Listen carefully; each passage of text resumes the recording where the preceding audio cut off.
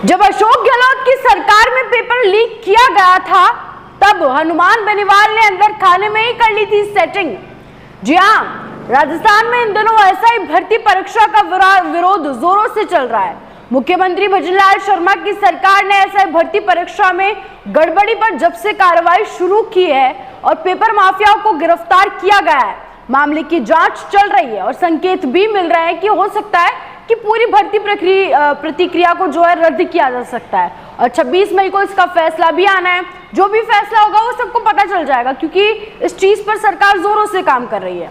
लेकिन सवाल ये उठता है कि जब कार्रवाई हो रही है तो फिर ये आंदोलन किस बात का हो रहा है? जब सरकार इस दिशा में काम कर रही है तो बेनीवाल साहब किस बात का आंदोलन कर रहे हैं? और राजस्थान का युवा भी अभी सवाल पूछ रहा है बेनीवाल साहब से कि जब गहलोत सरकार के वक्त पेपर लीक हुआ था तब यह आंदोलन कहां था? तब बेनीवाल साहब को फिक्र नहीं हुई?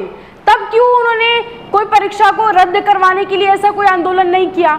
जब अशोक गहलोत की सरकार में ही पेपर लीक हुआ था, जब ऐसा ही परीक्षा की ईमानदारी पर सवाल उठे थे, तब कोई आंदोलन क्यों नहीं किया गया? क्या तब कुछ सेटिंग के जरिए ये जो सारी बात है दबा दी गई थी? और इस पूरे मामले पर कई सूत्रों का, विश्वसनीय सूत्रों का यह भी कहना है कि हनुमान बेनीवाल और उनके कुछ साथियों ने उसी वक्त गहलोत सरकार से अंदर खाने में मेल मिलाप कर लिया था, इसीलिए बेनीवाल साहब ने उस समय आवाज नहीं उठाई, ना ही कोई आंदोलन किया, क्योंकि उस समय तो बेनीवाल साहब की पार्टी भी नहीं थी, उन्हें चुनाव भी लड़ना था। तो उस समय बेनीवाल साहब को उस समय की गहलोत सरकार से मेल मिलाप की जरूरत भी थी, इसलिए बेनीवाल साहब ने उस वक्त कोई आवाज नहीं उठाई। और जब किरोड़ी लाल मीणा अभी थोड़े दिन पहले सड़कों पर उतरे, तब किरोड़ी लाल मीणा सड़कों पर प्रेस कॉन्फ्रेंस कर रहे थे, पेपर लीक के खिलाफ लड़ाई लड़ रहे थे, तब हनुमान बेनीवाल नजर नहीं आए। तो उस वक्त भी वो चाहते तो किरोड़ी लाल मीणा का साथ दे सकते थे, उनसे कंधा मिलाकर ये जो आंदोलन वो कर रहे हैं उस वक्त कर सकते थे, तब भी उन्होंने नहीं किया। पर अब अचानक से क्यों आंदोलन कर रहे हैं? और अभी इस वक्त जब वो आंदोलन कर रहे हैं उस समय पे सरकार भी इस चीज पर मजबूती से काम कर रही है। कोर्ट भी इतनी बार कह चुकी है कि हाँ, पेपर को रद्द करवाया जाएगा, इस मामले में जो भी है वो जांच जारी है, संज्ञान लिए जा रहे हैं और सरकार भी कार्रवाई कर रही है लगातार।